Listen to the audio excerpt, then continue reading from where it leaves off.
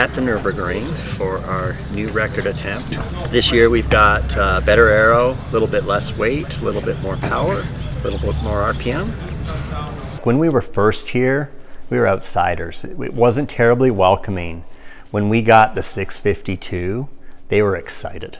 Like, you saw them get behind us. Like, these aren't, the Americans just aren't here to run their car around and see what they can do. They knew we were taking it serious, and they started to respect it. And then last Tuesday, when we were like sitting at the end, the marshals coming off of the track in their cars, like, that was awesome. Like, I think they're behind us here. At least the country is. Who knows if the competitors are? But we even had one of the drivers for one of the other brands who holds records here. He came by and high-fived Dirk last spring. Like, they respect what we did.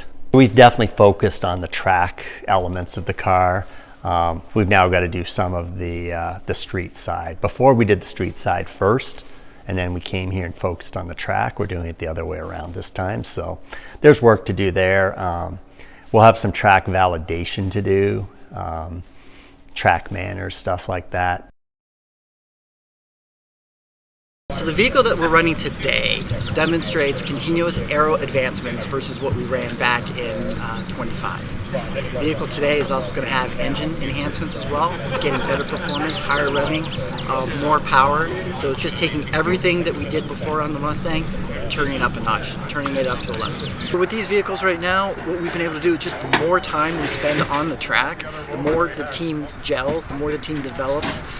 What's been happening is just it improves our overall effectiveness, and just we're able to translate that to the track. It's the tire pressure setup, it's little tunables with the aero, every little thing that we can do with the vehicle just to make it go that much faster when it actually gets out into the track.